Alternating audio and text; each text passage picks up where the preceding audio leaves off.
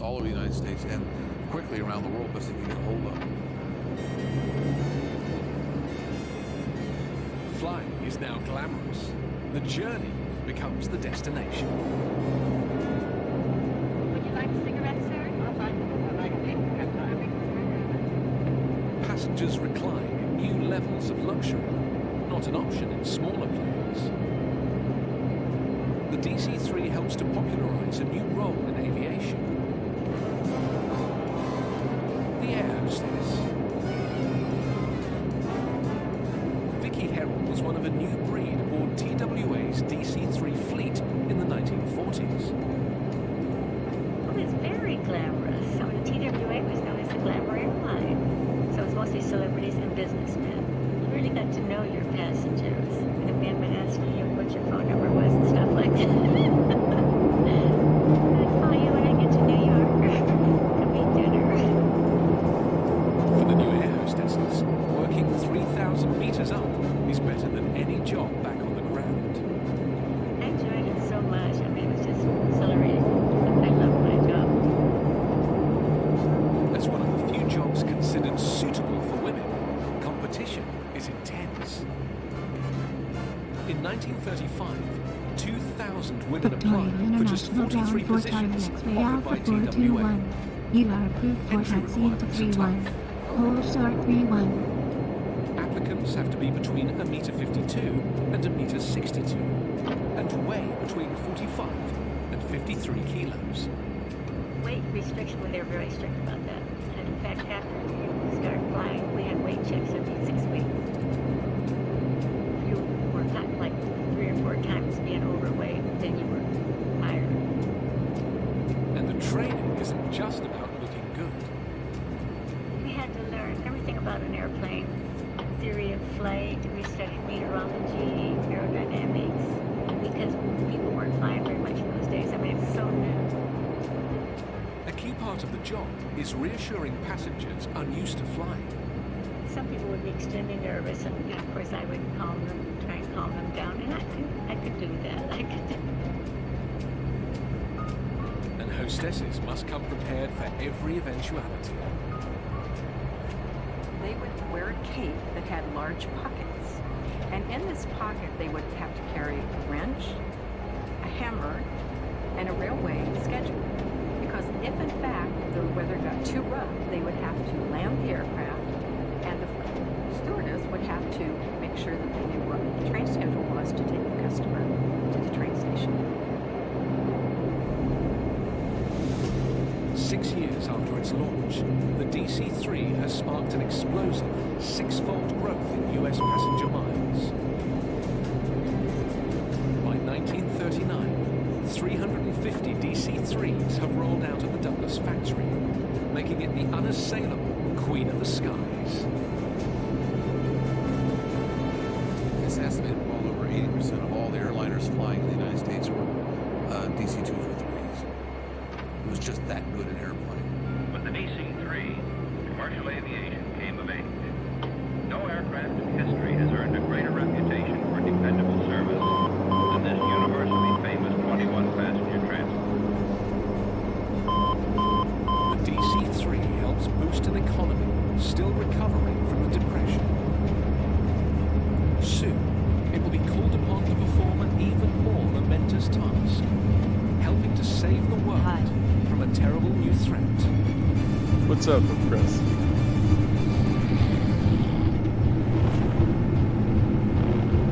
In December 1941, the bombing of Pearl Harbor propels America into a conflict that spans the globe. Let's pause. The unprovoked and dastardly attack by Japan, a state of war Where are you headed? has existed. We're headed to High River, Alberta right now. The Army needs a rugged transport aircraft to shift troops and supplies to the front line. But creating a new plane from scratch would take too long. Luckily, the US government and military have already foreseen the need for just such a plane. They they took a look around at what the airlines were flying. They were flying Just figured it superb transport, test it out particularly and see the how it's DC-3. running. The order comes down. Get Still the not very DC-3 just ready starts moving for out war. a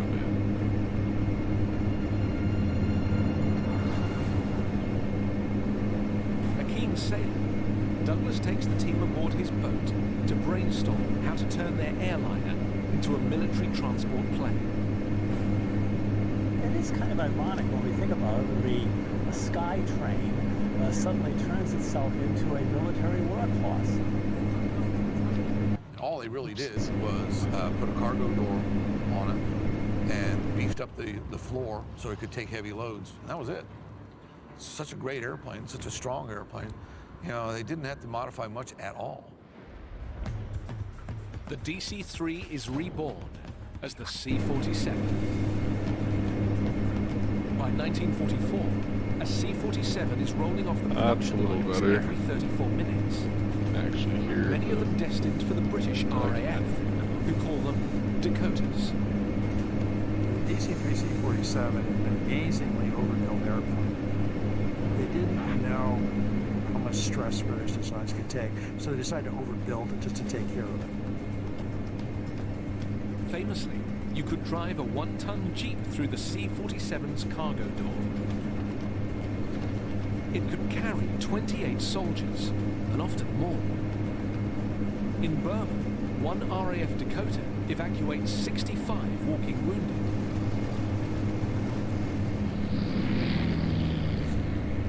The C-47s and Dakotas hauled troops and supplies to every theater of the war. The C-47 was critical for the war effort. General Eisenhower claimed it's one of the most important war-winning weapons that the Allies had. Perhaps the C-47's finest hour comes at the most critical moment of the war. On the eve of D-Day, Julian Bud Rice flies an unarmored C-47 carrying 21 paratroopers across the English Channel and into a barrage of enemy fire.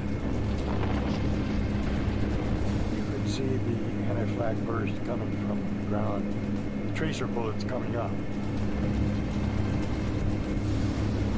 It was almost impossible to avoid everything, so you were lucky just to take some machine gun fire. Your 6-minute warning, rise and shine. As his C-47 enters the drop zone 8 kilometers from the French coast, 21-year-old Don Jakeway prepares for the most terrifying moment of his young life. The jump master stood there in the And door. there's 6,000. It's dropping over If you the threw it in the door, he had orders to shoot you. 1, 2.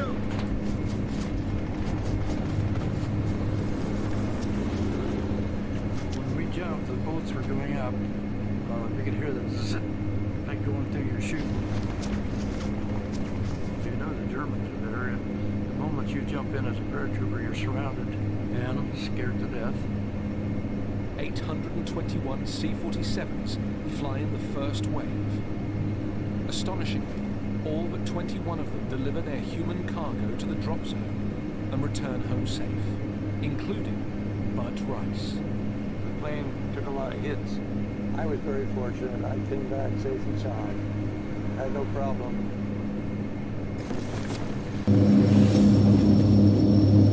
Don Jakeway goes on to spend nearly 8 months fighting his way through occupied Europe before being shot by a Nazi sniper.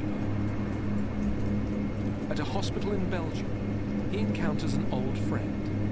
I can see this C-47. It was a hospital ship. All the bunks boarded. For every man killed during the invasion, at least 3 are wounded. 8,000 on D-Day alone. Now, the same C-47s that delivered paratroopers into battle become flying ambulances, often using roughly improvised airstrips.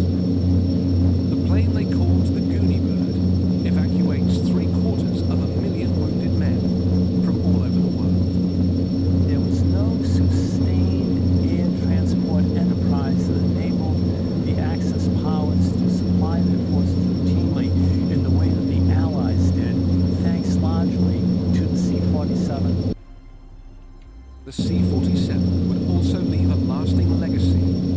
military strategy.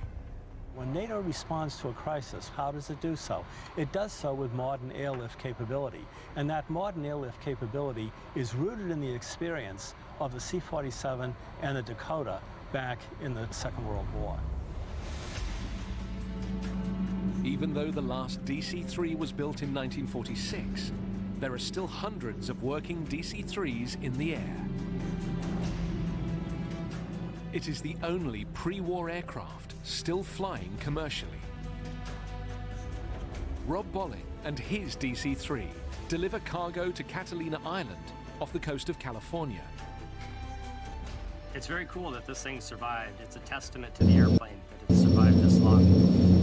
I know it's a really good designed airplane, so I feel privileged to get to fly something like this. It's a piece of history.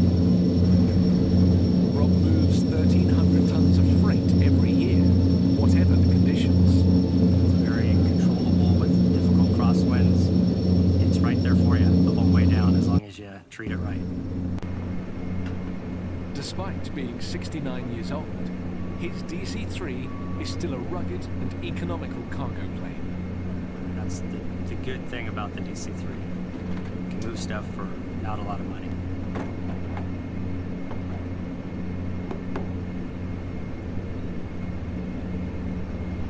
Back in 1945, thousands of surplus military aircraft are being sold off for scrap. But the C-47 gets a new lease on life. Its speed, range, and ruggedness make it the plane of choice for a new era of global air travel. It was the demobilized C-47s and Dakotas, now back in civil service, that enabled the expansion of air transport all around the world. It became an iconic global airlifter. The reborn DC-3 proves the perfect plane for small regional airlines to spread affordable air travel to every corner of America and Europe. And an awful lot of airlines, particularly the United States, but around the world now, could buy for a very low price a real first-rate airplane. By 1946, there are 1,500 DC-3s flying primarily short-haul routes all over the globe. The DC-3 was entering the second generation. It was no longer the primary airplane of most airlines, but it was ideal for local service routes. They can get in and out of anywhere. Thousands of ex-service pilots are arriving home to their small towns across the U.S. looking for jobs. Many of them will take to the skies again, this time for peaceful purposes. Now the DC-3s cost next to nothing. You can start an airline for next to nothing, and with some luck, turn it into a viable airline, and quite a few did that. And then introduce flying to thousands more people, because now it was more affordable.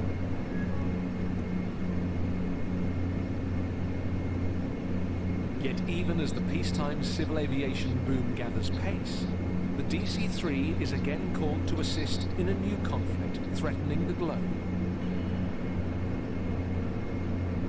On June 24, 1948, Stalin fires the first salvo of the Cold War. The Soviets mount a blockade of Berlin, cutting off supplies to the sectors of the city under Allied control. The aim? To starve the people into submission and annex the city. As conquerors, the Russians are treating the Germans with the calculated severity due an enemy people. In the British sector, one young Berliner lives with her parents and two younger sisters.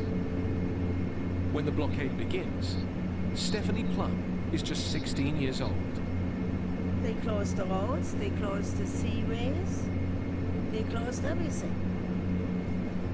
Conditions were very bad. We had just gone through a war, and really, Berlin was demolished. The main power station is in Soviet-controlled East Berlin, leaving locals at the mercy of the Russians. Whenever they felt like it, they shut the electricity off, the water off. There was not enough food. The children were the first ones to go. The situation is bleak. But what the Berliners don't know is that the Allies are hatching a rescue plan. And at its heart is the C-47.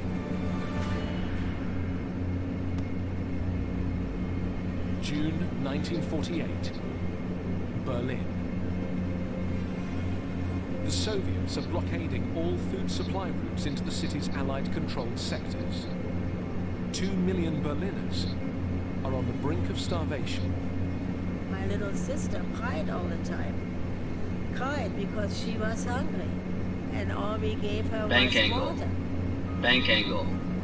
Bank angle. Like many other Berliners, Bank angle. Stephanie Plum Bank is angle. driven to desperate Bank measures. angle. In Bank the angle. apartment we were living, there Bank were angle. reams of Bank white angle. tissue paper. Bank angle. I found them Bank but I angle. cried.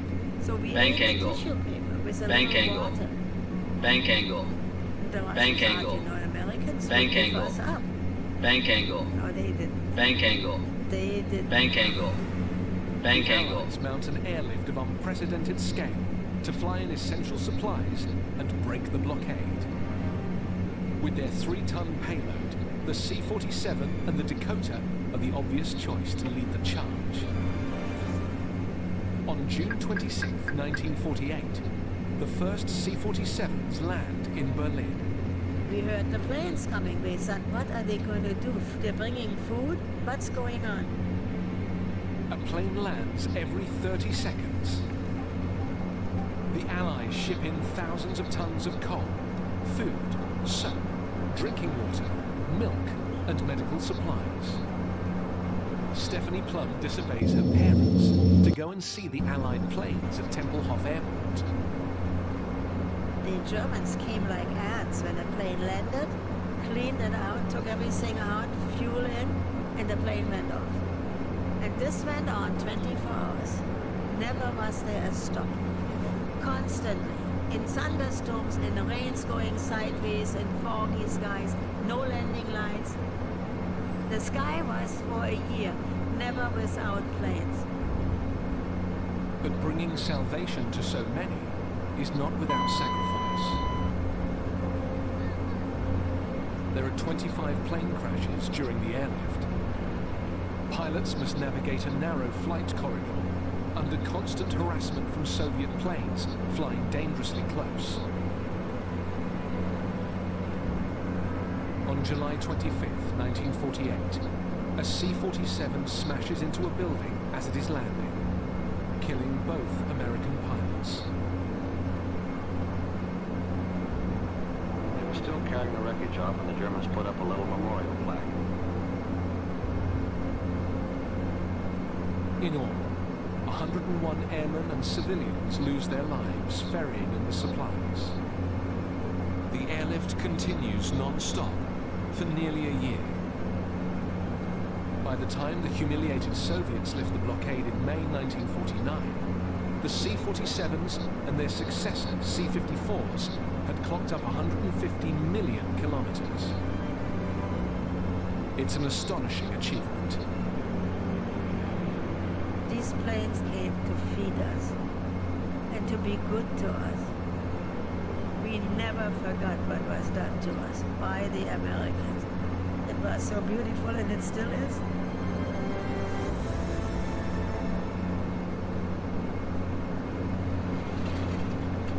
The C-47 goes on to see further conflict in Korea and even in Vietnam, where it's the oldest military plane in service.